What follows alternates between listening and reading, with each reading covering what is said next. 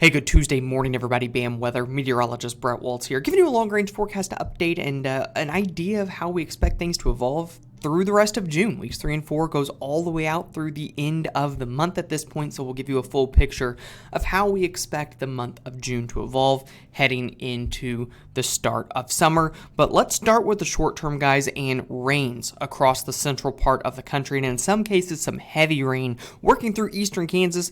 About to move into parts of Missouri. Some steady rain right now across central eastern Nebraska, northwestern Iowa, southern Minnesota. We can start to see some of the drier air eat away at the northwest side of the system across southeastern South Dakota, eventually working into northwest Iowa. I will say, data's trended a little bit less aggressive in terms of the 2-3 inch heavier totals that some of the data was indicating yesterday across parts of Iowa. And that is something to keep in mind. But regardless, rain falling, and it should be a decently steady and a decently accumulating rain over the next several days, which is important because if you look at the last 30 days, even though we've had rain over the past couple of weeks, a lot of this area has averaged out drier than normal the past 30 days. Drier than normal for the entire state of Iowa, much of central and northern Illinois, northern Indiana, Wisconsin, northern Missouri. And so a lot of these areas that have been drier than normal the past 30 days cashing in on this rain in the short term. And if we take a look at our 7-day forecast on our Clarity platform, you can certainly see the heaviest rain down in Oklahoma, parts of eastern Kansas, Missouri, northern central Missouri will definitely be an area when you compare it to this map that can really make up a deficit. Not as heavy further to the north. And again, this is where data's trended a little bit drier. Certainly still getting rain, no doubt about that. Don't get me wrong there. But data's backed off at least a little bit in this area, which I do think is important to monitor how this ends up verifying because these areas have been a little bit drier the last 30 days. And the trend in the medium to extended range has also been a little bit drier. So something to keep in mind there for sure. And if you do look at these areas in terms of a soil moisture standpoint, where we're really probably making up ground right now is this area in here. It's where some of the heavier rains are falling. I think, again, key to see how much rain ends up falling the next 5 days in here because soil moisture still a little bit below normal. We'll talk a little bit more about this later on in the video as well. Taking a look at the medium range, I do want to touch on this. Again, active in the short term, no doubt about that. No argument with that. It's going to rain. It's not going to be very warm either, so no big red flags in the forecast. But I do think it's important to get a handle on how data is trending and rolling forward as we get into the heart of summer, because small changes can mean a lot.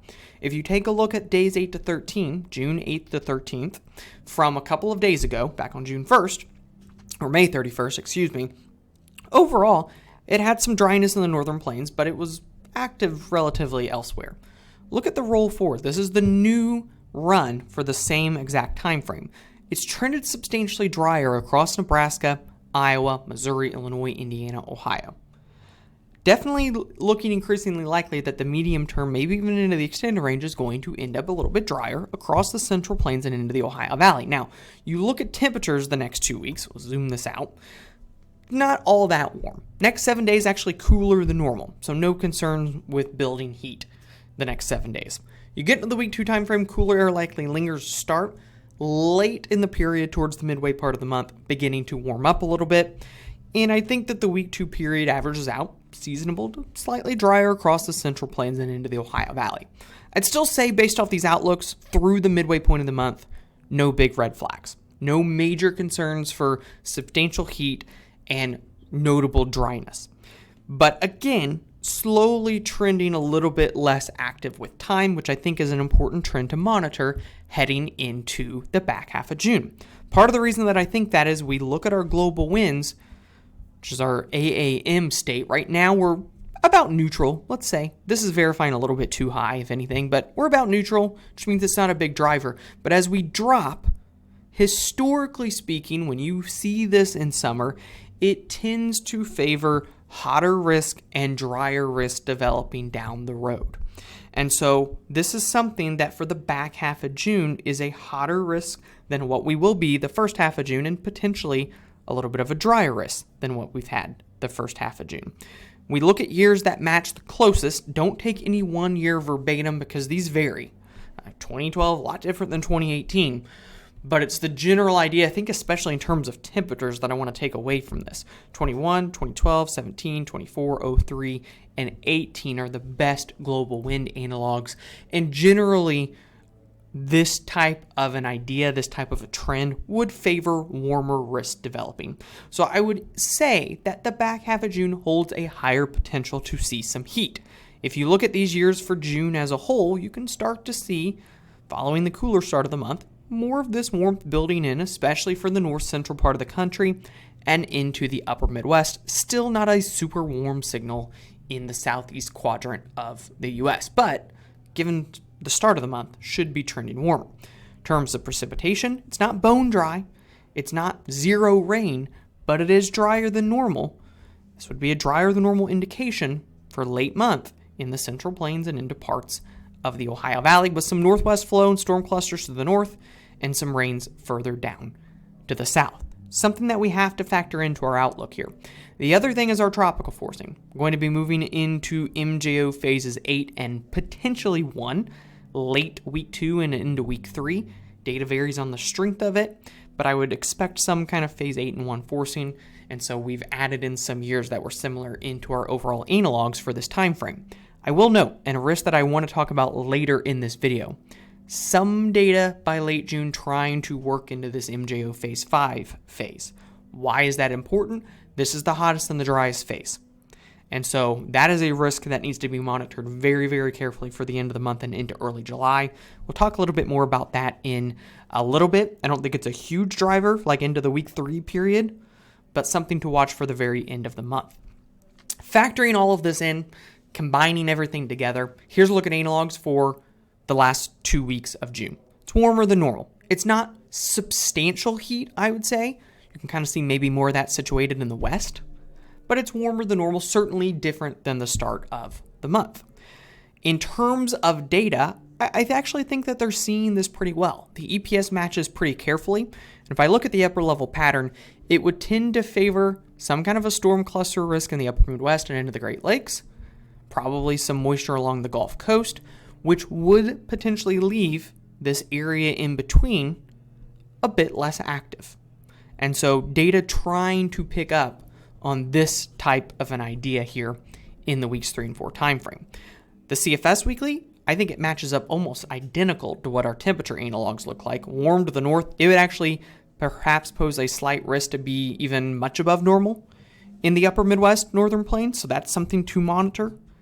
But regardless, the orientation matches well. In terms of precipitation, here's the EPS weekly. You can kind of see, trying to see some of this northwest flow, trying to see some of the moisture down south. It's drier in between. Wouldn't be shocked if it's too dry in the southern plains, but you can kind of see the idea there. And the CFS trying to show the same type of thing. It's probably better in the southern plains. It's a little bit more active, but central plains, parts of the Midwest would also favor a little bit of a drier idea. And with all that in mind, here's what we've done. We're building in the much above normal temperatures with time further east. We'll start west. I think with time, we can develop more of that into the northern plains. Potential risk to watch. Some of the analogs try to put the ridge more in here. That would be a warmer risk for the Great Lakes and the Midwest. Something to at least keep in mind. Not a ton of consistent signals for that right now, but I see some hints at it, and I think it's at least something to monitor, especially the later into the month of June that we go. Could we start to push some of that much above normal temperatures further east? It's not out of the question. In terms of precipitation, we tried to blend everything and average everything out the best that we could. Again, we're not going extremely or even much below normal. I still think that there are some timely rains in here, but I do think that the last half of June, the back half of June, is drier than the first half. We start the month cooler and more active. With time, I think we trend warmer and less active. I do think that we need to monitor for severe weather threats and storm clusters picking up across the northern plains and the upper Midwest through this area in here. At times, that can push south. At times, this dryness can push north. There will be a little bit of a push and pull, so expect some ups and downs. Don't expect it to be locked in and looking exactly like this throughout the whole period. And then more activity further down to the south and to the east. Again, before we go, I do want to mention this risk.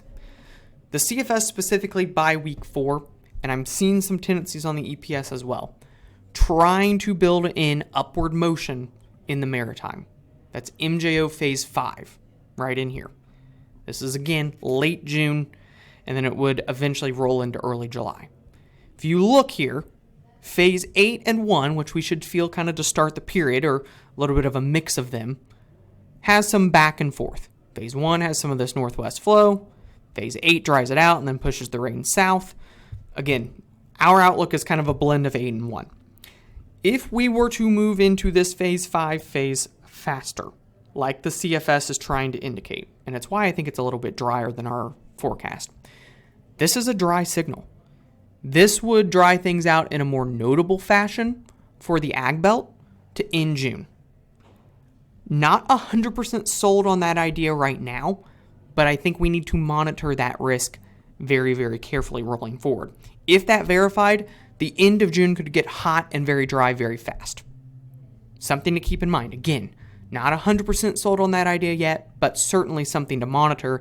And it would get hot and dry in the area right now. Again, we should see some improvement here, but if you look at the 14-day forecast for soil moisture, even after the next 14 days of some rains, this area is still lower than normal for soil moisture. And so if we get that phase 5 towards the end of June, it would not take much to get this region to dry out pretty quickly. So again, that's what my eye is on in terms of the most important thing to watch in terms of any kind of a red flag down the road. Just mentioning risk here would be at the very end of the month, but it is certainly worth keeping an eye on. Guys, that's all I have for today's forecast. If you have questions, don't hesitate to reach out. Have a great day.